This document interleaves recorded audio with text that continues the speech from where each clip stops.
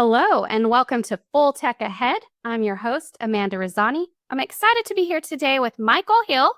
He is the founding partner of Uncrewed Aerospace, as well as the chief flight instructor for Dallas College. Michael, how are you doing today? I'm very well. Thank you for having me on. I'm excited to talk to you. I'm happy to have you on the show.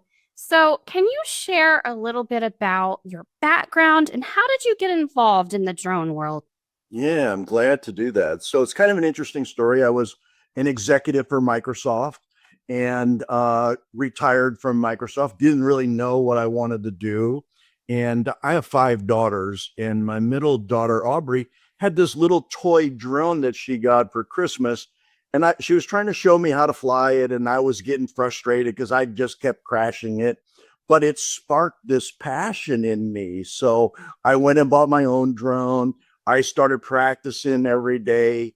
I went then and started a company. I thought, okay, great. I want to see if I can make a career and make some money out of this since I'm retired from Microsoft. So it really started out as a hobby. So I went out, got my FAA Part 107 license, and basically just started beating the bush and immediately found a client. The client had 100 retirement facilities all across Texas and Louisiana, and they wanted drone footage and inside footage created into a video that they were going to put on their social media to promote the retirement facility. So I spent the first year setting my business up, and then learning how to fly a drone. I had hired this high school student that loved to edit videos. I hate editing videos. I hate doing that. But so I hired this gentleman that I know. He edited all the videos. So I spent the first year learning how to fly a drone, and supporting this client, which is highly unusual.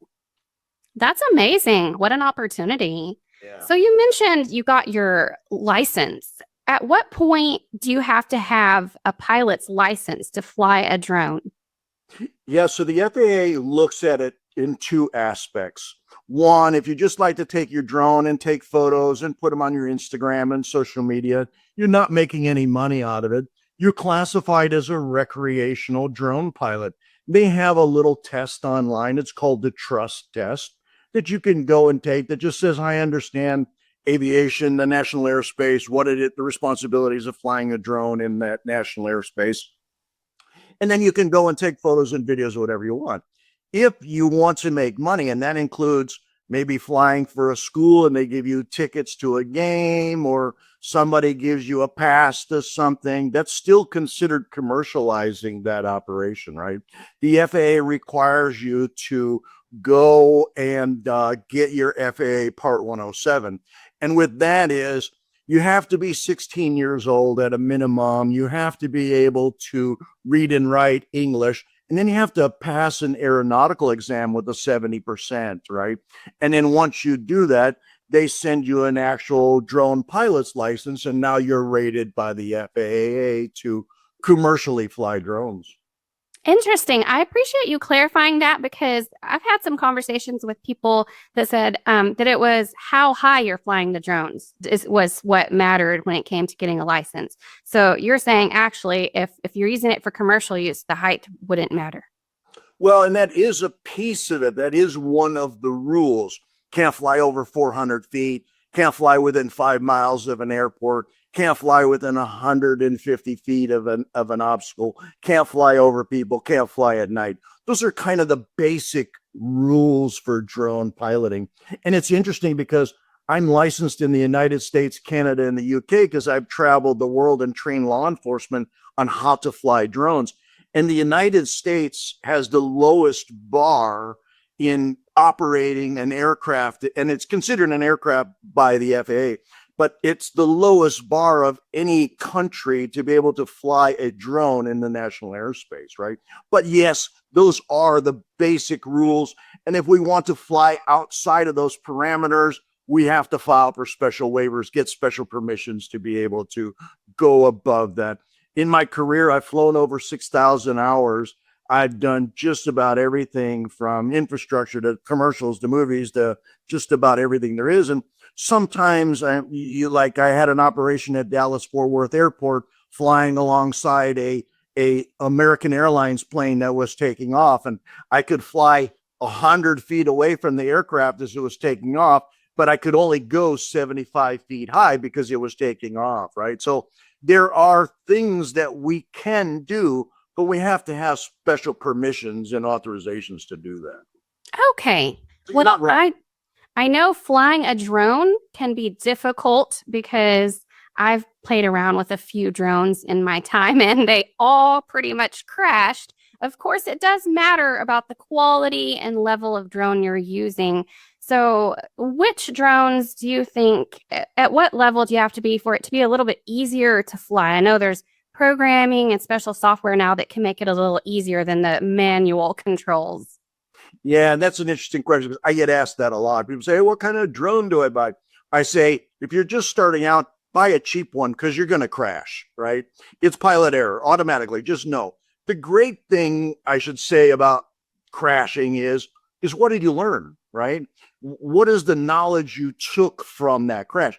And most people go out and buy a $5,000 drone and then crash it immediately. Well, you're out a $5,000 drone. So I tell people go on Amazon, go to Walmart, buy something that's within your budget, but at a low price point. They all pretty much fly the same as in up, down, ascend, descent, y'all left and right. But there's a big price difference if you crash a $50 drone versus a $5,000 drone. Yeah, absolutely. And I imagine now with some of the work that you're doing, you've got the really high tech drones where you can just sit behind a computer and they're programmed and pretty easy to control. You just press some buttons. Yeah, what's interesting is when I first started, it was a one pilot to one drone controlling it. And they all have a return to home feature. They lose connection, battery goes low. They're supposed to come back to the launching point. Well, those drones return to home was China, right? They would just be gone. Nowadays, with the advancements of software and technologies and AI per se, it is more of a one pilot to 50 aircraft, or even some drone light shows it's one pilot to 7,000 drones, right? So the advancements of AI in our industry, as well as the technology of the drones that have advanced, is greatly grown. DJI is a Chinese company that has been the best camera drone in the market, off the shelf, right? We've had some political stuff happen the last few years that have banned DJI drones in the United States. So we're lacking a US manufactured type drone to fill that replacement. Like me personally, I have over 25 different DJI drones. I always had the philosophy of two is one and one is none, right? You crash one on a site and you don't have a backup, you're down. You've now lost the client. So I always made sure two is one and one is none, right? And then I bought them, whether it be a thermal or a special camera, whatever the purpose was for that particular client. But those were the best camera drones on the market. So unfortunately, right now, we're kind of struggling in the industry to find an off-the-shelf option. Are there any players that are making waves in the market? Any chance that we will see some here in America soon? Yeah. So what's interesting is President Trump just signed that executive order, and it's twofold. One, Part 108, BVLOS, which is beyond visual line of sight. One of the other requirement of flying a drone for everybody is you must be able to visually see your aircraft at any time. We know the technology will allow these drones to fly out several miles, do their task, and come back.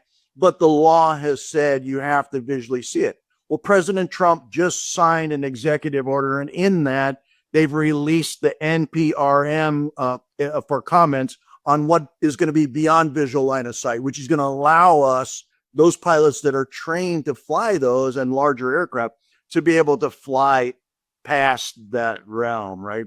There are a few we call small UAS manufacturers. You got Skydio, you've got Enzu Robotics, you've got Autel Robotics. You've got a few players in the market, but there really is no made in US, manufactured in US, created in US yet, right? So the second part of President Trump's executive order was US drone dominance, right? They want to push forward drone manufacturing in the United States. They want to start feeding that, getting these businesses started. So realistically, I feel like in the next, say, 15 months or so, you're going to start to see companies come out. There's one that I follow called Unusual Machines out of Florida. They make motors for drones. So you're going to start to see some of these companies that are going to start growing. So I'm hopeful within, say, 15 months or so, we'll start to see a U.S. manufactured drone that will be able to compete with the quality and price point that we get from a DJI drone. That's great. Well, there are so many use cases we're seeing now for drones. And you mentioned when out of line of sight. I can think of several for that use case, rescue missions and all sorts of things. Can you share some interesting use cases for drones? Yeah, so I'll go back to your first question of my career. So after I got that client, I was hooked, right? I wanted to figure out what do I do next. So I started turning over every rock and started finding any jobs I could, from wind turbine inspections, cell tower inspections, training law enforcement, anything I could find to start flying drones. Well, I got fortunate enough that I fell into the right ecosystem, that I got elected to two of Governor Abbott's Advanced Air Mobility Task Force here in Texas to advise him on laws and that around drones. And I helped get the drone laws written here. With that, we had the North Central Texas Council of Governments UAS task force that I was the policy and legislative chairman for, that we went out and basically started the foundation for what is now package delivery here in North Texas, right? We have Walmart that's delivering to almost 80% of the area now. We've got DoorDash that's using Flytrex and delivering from over 200 restaurants using drones here in North Texas. We've got Amazon that's starting their operations up here for package delivery in Texas. So all of that came out of that task force, which allowed me to go to these companies. They would hire me as a test pilot to come and fly whatever drone they were flying or train whatever. And in that, I became the director of unmanned operations for the Civil Air Patrol. That is the largest search and rescue organization in the world. I was fortunate enough to train over 1,000 of our members to become FAA remote pilots. And then we would fly FEMA missions for hurricane, disasters, doing erosion control, search and rescue, all kinds of things. So I just recently retired from that. And then from there, I became the training officer for the North Central Texas Council UAS task force. It was an unmanned task force of law enforcement, firefighters, and basically training law enforcement and firefighters how to use drones. From that, I became the regional director of business development for the Americas for Volatus Aerospace.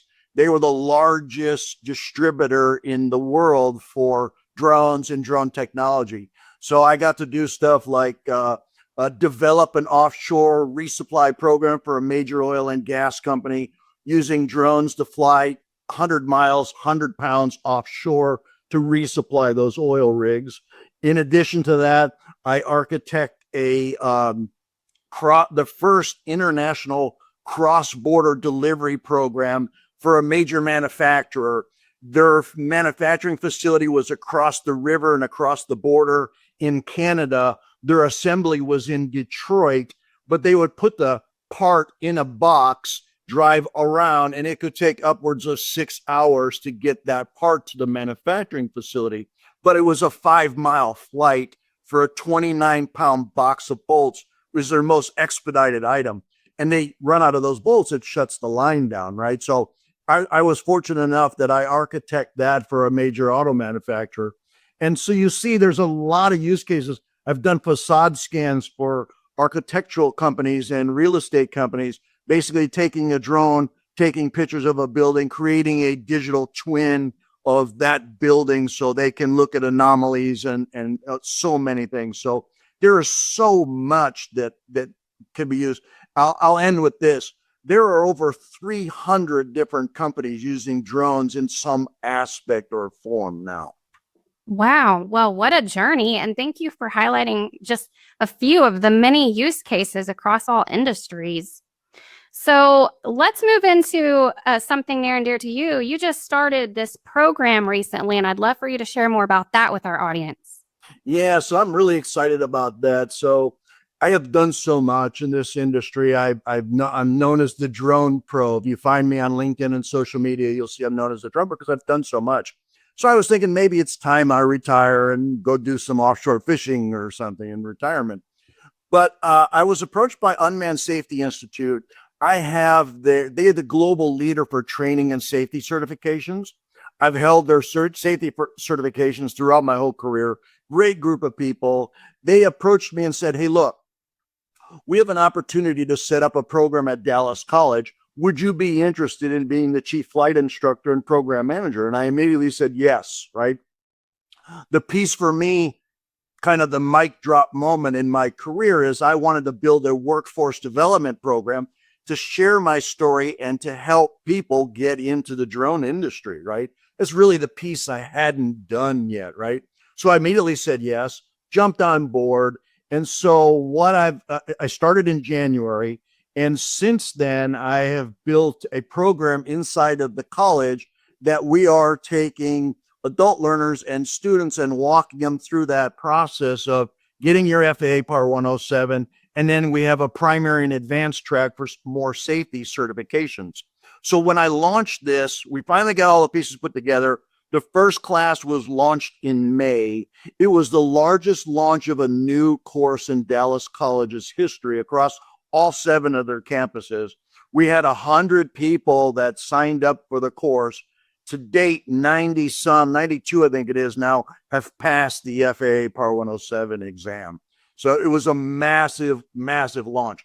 From that launch, we now have a course inside of the college's learning management system that's all virtual. It's a self-study that you can log in, work through the videos, and virtual instruction to get your FAA Part 107 license, and then advance into a primary and advanced track to learn how to fly BVLOS and those kind of things, right?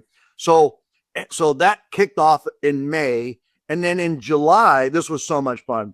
In July, we hosted our first drone camp for 11 to 13-year-olds. And we had 45 kids in the camp that we took them from the first day we got them their FAA trust test, or 60, there were 60 kids, I'm sorry. All 60 kids got their FAA trust test.